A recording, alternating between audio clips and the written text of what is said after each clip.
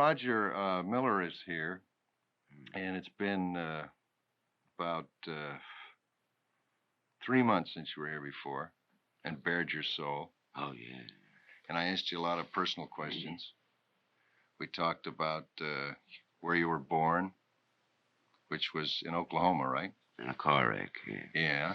And we talked about, how long you worked to get where you are today. I mean, it doesn't happen overnight. I think a lot of people get discouraged because it doesn't happen as quickly as they sometimes think. And let failure go to their head. Yeah. Well, you were no raving success for a long time, right? God, I gave up 3 or 4 times, yeah.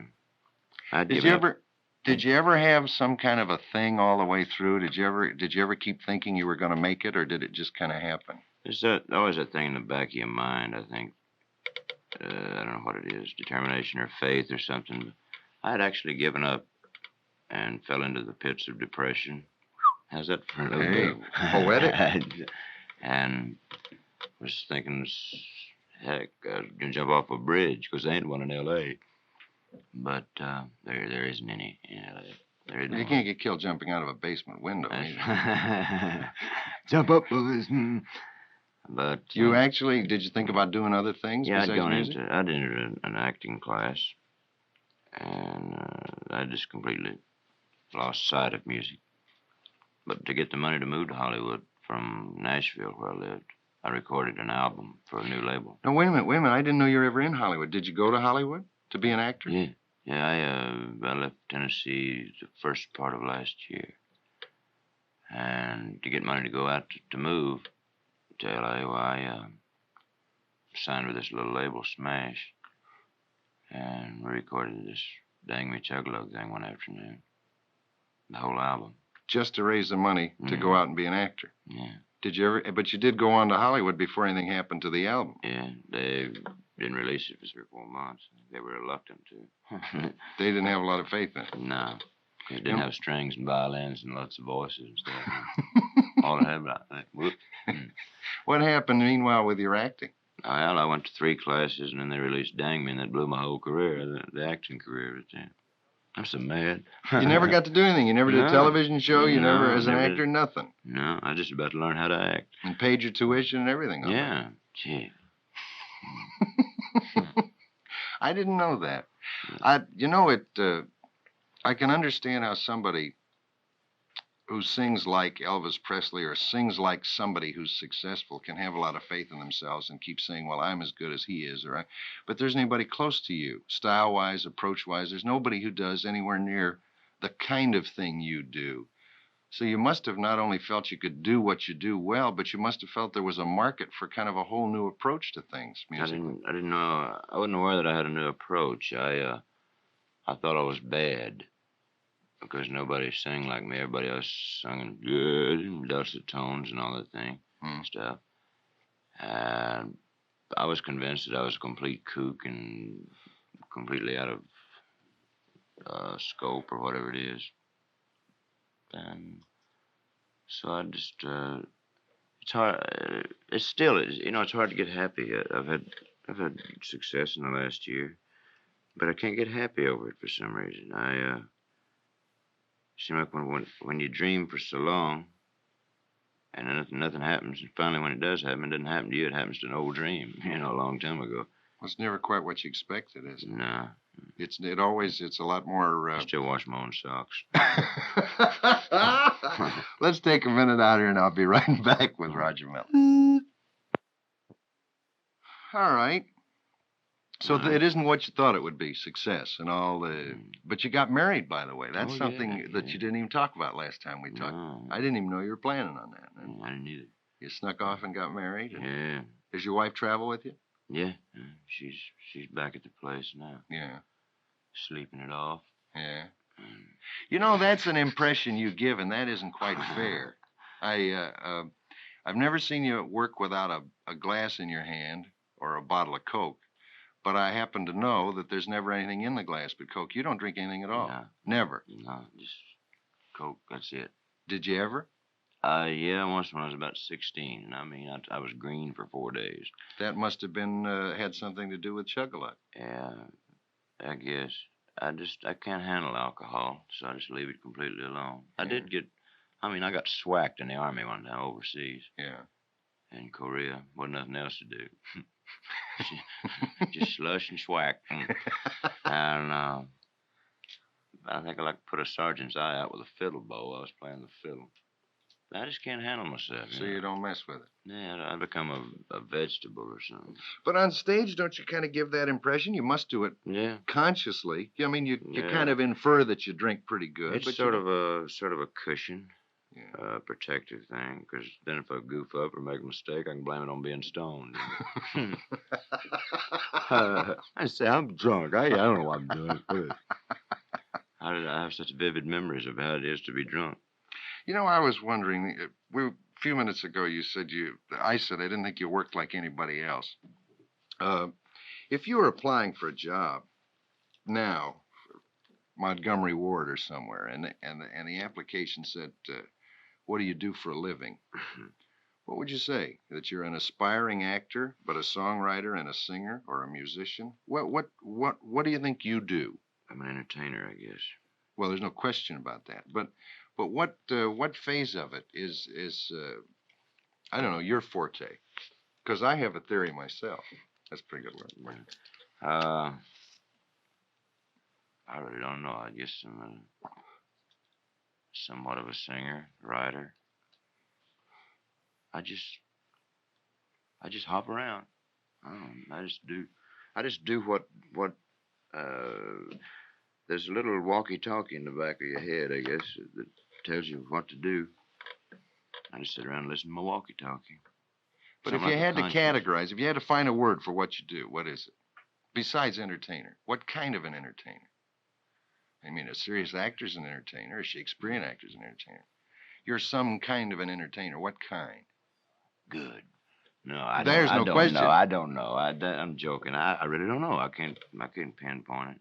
I think you're a humorist because I think everything Yeah, you've done yeah. is done humorously. Yeah. And if I read next week that you wrote a book, or we're going to do a series of magazine articles like Roy Rogers. Yeah, that's it. You know how great I am on names. Mhm.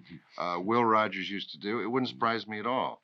I'm planning a book. I've got about half written. This is just sort of wandering thoughts and things. Like I think the cattle drives in the old days would have been a lot easier had they had power steering, you know. And this philosophies, every day Saturday to a dog. Some of these were in the Life magazine article. So you are going to write a book. Mm-hmm. I've got the cover written. Well, I'm really working. I've got the forward. What do they call it? Forward. What is that? Preface, forward. That's yeah. it. Yeah, preface. Forward. Huh. That's Hey. where you thank everybody who's responsible. Oh yeah, that's around a picture of you, mistress or something. You better not let your wife see it. I want to play some on the album. Let's do a couple of commercials, and then let's play out of it. This is called Roger Miller the Third Time Around, by the way. Obviously, I wish they'd have called it album number 3. Album number 3. But they didn't. All right, we'll do a couple of commercials, then let's play the Kansas City Star. Mm-hmm. First time I heard you sing that Kansas City Star, I guess having worked in enough Kansas Cities, it got to me a little bit. There's one in every town, I guess. The television star, Yeah. And what's the last line on it? Stay tuned. Stay tuned. We're gonna have another Popeye cartoon. That's it. Mm. Yeah, the Sheriff Bobs and Sailor Bills and Spacemen, Yeah. astronauts, Oh, yeah. and cowboys, and Indians. What else? Who knows? I've been in about every town in the USA, I guess. You ought to hear them in German. Hear One what? is going kitties. Don't the towns look different when you're doing well? I mean, I can remember you've been on the bum, and I can remember not too many years ago when $1 was a hard thing to come by, and some of those towns that looked pretty dismal to me then today look a little bit different. I would guess they do to you, don't they? They look. I don't know. It seems like they look windswept or something. The lights are a lot brighter. Yeah, Aren't they, when you come back? Yeah. And the streets are cleaner, and the people are certainly. The bellhops are nicer. That's right. What do you got cooking in the Police future? want you to do a benefit for them, huh? That's right, instead of a personal appearance in a small room. What do you got cooking? You're going to the Greek Theater? Yeah, in Hollywood for 10 days, and then we go back east to play a couple of state fairs. Yeah. And I heard you do a commercial, a candy bar commercial.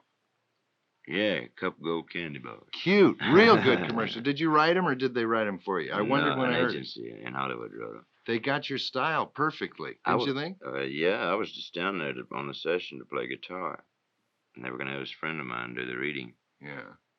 And so I just ran in the booth there and just thought I'd just accidentally whoop out a little colloquialism. I'm learning how to spell that. Yeah, that's a good word. I'm going to tell my daddy about it. And so they said, let's have him do it. Well, did you do it a long time ago, or is it a recent thing? Oh, this was, before Dangley came out. Oh. I was starving, and this friend of mine, Glenn Campbell, was on the session, directing the session, and he got him to get me on it as a guitar player just to help me make a little money. So I could... I don't know why, but I thought it was a recent thing when I heard. I just have that recent sound, you know. Yeah. Commercial work's very lucrative, particularly in television, isn't it? Yeah. Radio, it's not too much. I No, don't think. no. But... doing national television commercials, you do a couple... you do one good account a year, and if they do a lot of advertising, you're talking about $60,000, $70,000, $80,000 Yeah. that you don't work very hard for, really. My managers won't let me do any commercials anymore because they don't want me to time with it. Y'all hush, you know. Just hold down the noise. Yeah.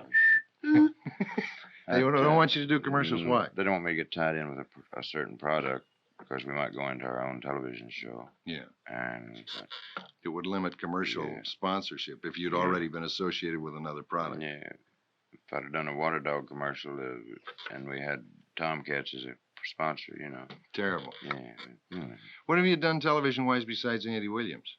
Oh, Ernie Ford, Tonight Show, Merv Griffin, Jimmy Dean.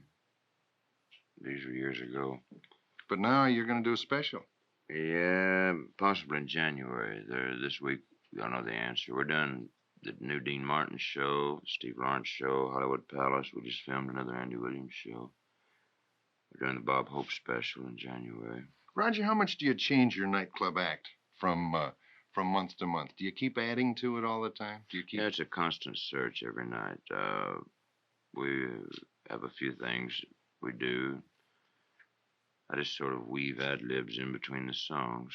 Do you vary the show according to the audience? Do you find that one audience needs one approach and one needs another? Pretty much so, yeah. Are there good and bad audiences? Oh, yeah. It's strange, you know. An audience has a personality. Mm-hmm. One personality. And if it's really swinging, boy, you can just get hanging there and just do things. And time just flies by. And I look up and I've been on an hour and a half.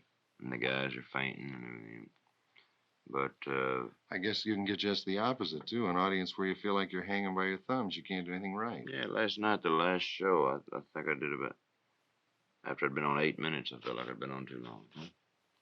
The engineer just reminded me that we have to make $1 here. So let's break for a minute. All right. This is Roger Miller. I guess you knew that. And I'm Jack Carney, and we'll be back in a minute. We're name droppers.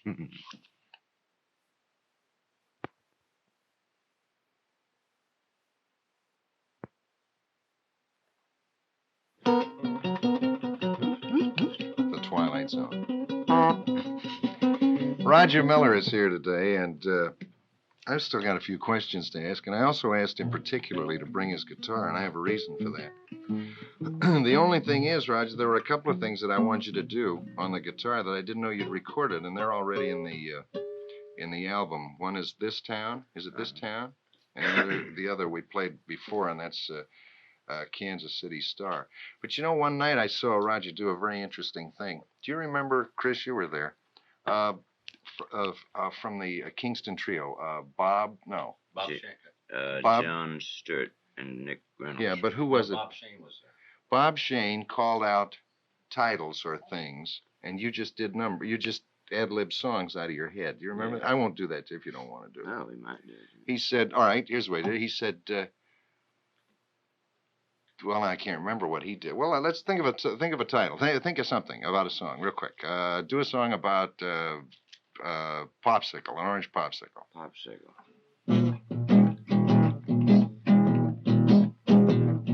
When you're a little boy, you like to ride the tricycle. And you get tired of that, your taste turns to popsicles. Popsicle, popsicle, popsicle. Good. Do a song about a horse race. Horse race. Horse race.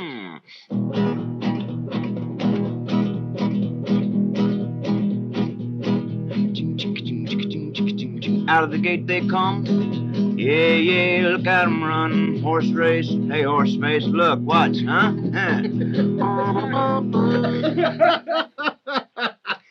You're too much.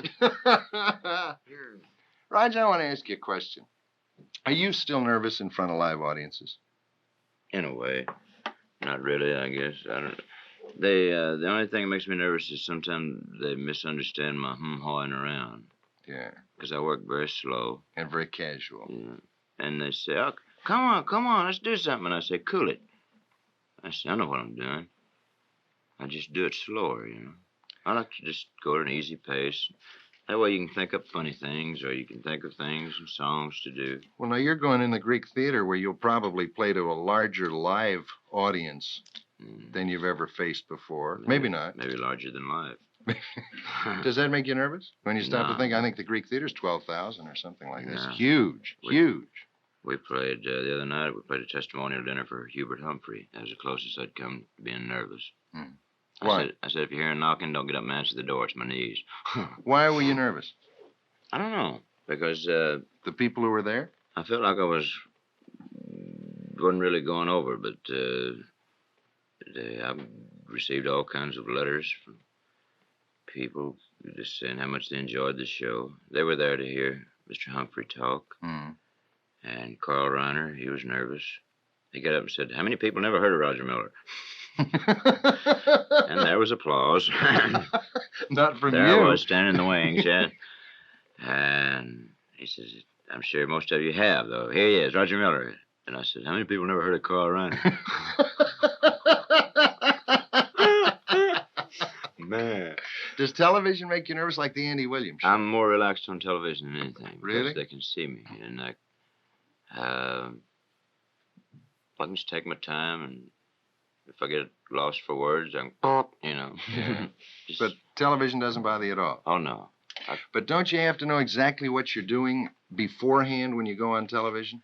No, I just have my attitude. Well, I mean, like Andy Williams' show. Now, was that was pretty rehearsed, wasn't it? It didn't come off rehearsed. I don't mean that, but they had a list of songs we were going to do, and they had some ad libs for me to do, and I used one of them, and it didn't go over too well, so I just switched back to my own. I have a few things that I say in case of emergency. You mean little standby lines that kind of stick with you? Like my last record started off slow and then tapered off, you know. And these are rehearsed ad libs, I guess. But a lot of your act is ad lib. I've seen you work so many times. I know it is. Yeah, it's mostly ad lib. Honesty is what I'm after, and I think honesty is one of the greatest ingredients if you can polish it. To be myself is what I really work for, and you know it's an art to being yourself.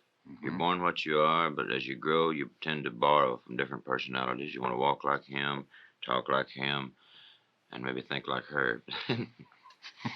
But well, let's take a minute.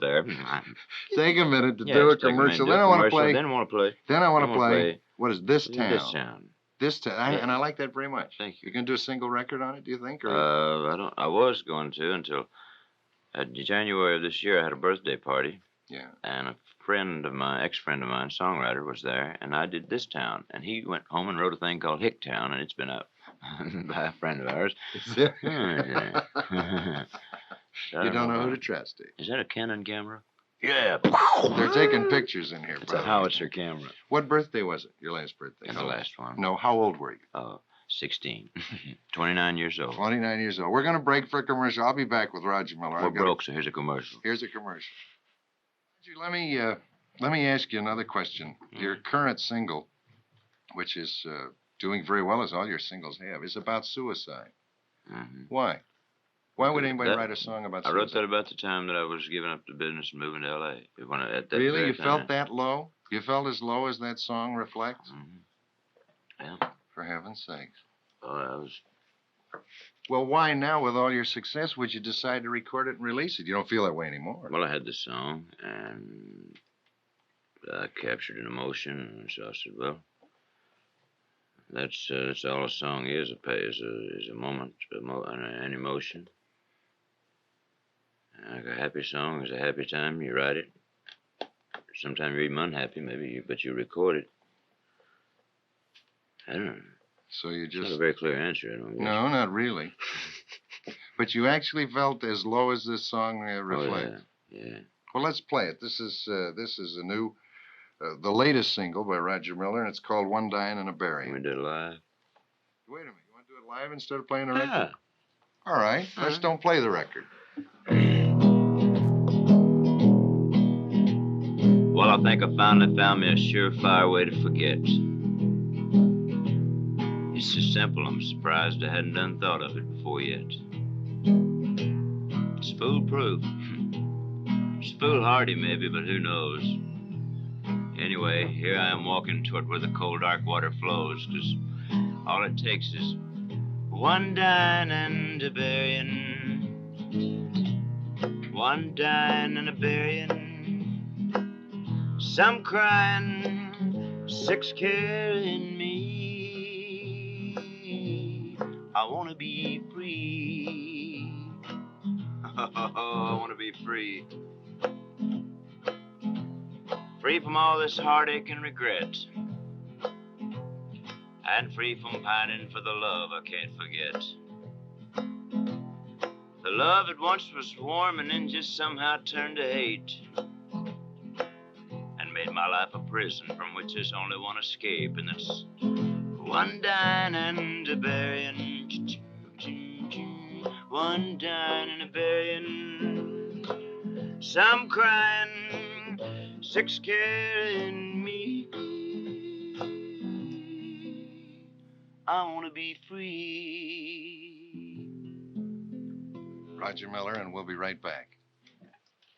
Roger, hearing you do that song, a question came to mind. Do you ever cut a record and then do the song in nightclubs, and at the end of a couple of months, having done it night after night after night, find that you like the way you're doing it now better than the way you recorded it? Yeah. You do?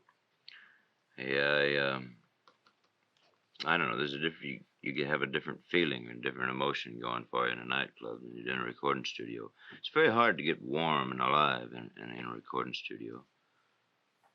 And... Well, don't the musicians respond? Aren't they at least some kind of an audience? Yeah.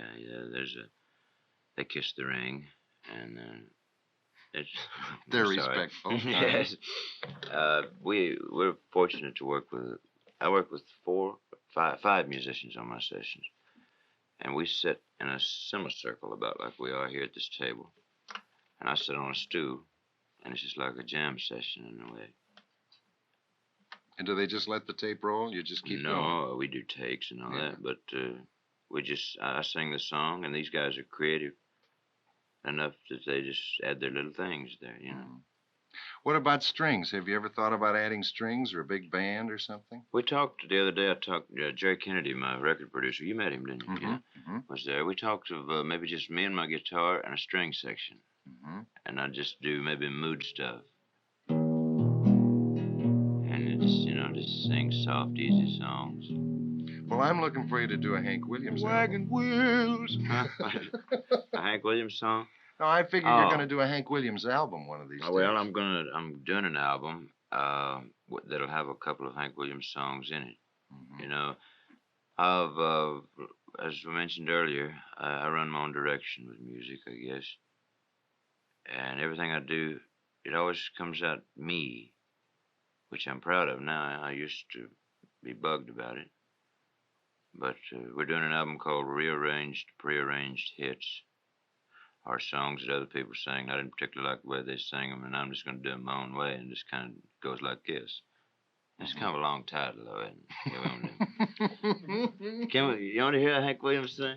Yeah, wait just a minute. Let's stop. I want to do it now. I don't We're gonna have do a time commercial. to wait. I'm double Commercial parked. first. I'm double parked. Commercial on first. My Go ahead. Do a Hank Williams. That's not Hank Williams. All right. Hey, good looking, what you got cooking? How's about cooking something up with me? Hey, sweet baby, don't you think maybe we could find ourselves a brand new recipe? I got a hot rod Ford and $2 bill, and I know a spot right over the hill where there's soda pop and the dancing's free. So if you wanna have fun, come along with me. Hey, good looking, what you got cooking? How's about cooking something up with me?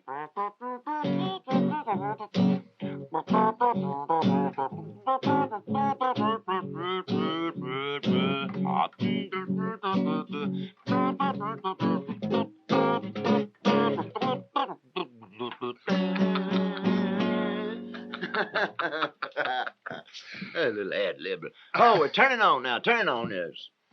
Play a couple of the things that you haven't recorded, things you're working on, little songs that you've only got bits and pieces of. There's so many of those things working all the time. Here's a song that's half finished. I'd like, I'm trying to finish it, so maybe it'll be my next record. It's called England Swings. England swings like a pendulum do. Bobby's own bicycles 2x2. Westminster Abbey Tower, Big Ben, the rosy red cheeks of the little children. Now if you huff and puff and you finally save enough money up to take your family on a trip across the sea, take a tip before you take your trip, and let me tell you where to go.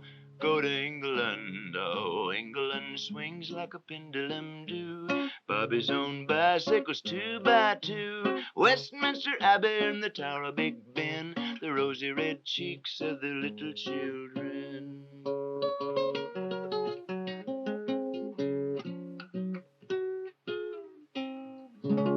Did you like England that well? Yeah, I loved it. Did you? Oh, it swings. Where were you besides London? I know you're in London. We went to Berlin, Germany. I saw the wall. Oh, no, wait. All right. I'll run the tape back. Then you went to Berlin. Yeah, and I touched the wall. That's kind of a depressing trip around the wall, isn't it? Around the wall in 80 days. It looks like death on the other side. It's very, very, very depressing. I was scheduled to spend last time 3 days in Berlin, and after 4 hours, I wanted to get out, and I couldn't get a plane. Yeah. I had to spend 3 days there. Even on the in the western sector, there's kind of an ominous feeling. I felt it. I don't know. It's just even the nightclub activity. You just expect something to happen every minute. Yeah. Time for commercial? Okay, let's take a minute out for commercial. Well, I think we better wrap things up. Oh, gift wrapped? Gift wrapped. All right. I tell you, it's been a pleasure, Jack. No, it's been my pleasure. And I hope every time you're in the area you'll have enough time to come in like this, because I get a tremendous kick out of talking to you, and I get a tremendous kick out of following you, your activity in the trade paper and so on when you're not here. From here you go to the Greek Theater, and then you've got a television special coming up, and things are looking better all the time. That's great. If we have just a minute, I mean this sincerely. I don't care for interviews. I don't go and visit radio stations. Usually I should. Most people do. When I come to San Francisco, I come to KSFO. And maybe I shouldn't be saying this. The other stations might get mad and I want to play my records, but I'm not that way. If they like my music, I think they'll play it. But I come to KSFO, I feel at home here, and I come to see you. And I enjoy talking to you. I enjoy our interviews. I look forward to it. I do too. Because you don't say, all right, where you get them crazy titles, them songs, And, well, you can see yourself a nut, huh? Yeah. Well, you're just wacky. They don't even look below the surface. Most of them. Let me tell you something, though. It works both ways, Roger. It's not very easy for the interviewer many times either, because so many performers haven't got anything to say. They're only equipped to answer that question. Where are you going next, and where were you last week, and how do you like being a big star? There aren't a lot of people with a lot to say. You happen to have a lot to say. And My name is Granny Goose. And he's really eating a potato chip. I'm smoking it.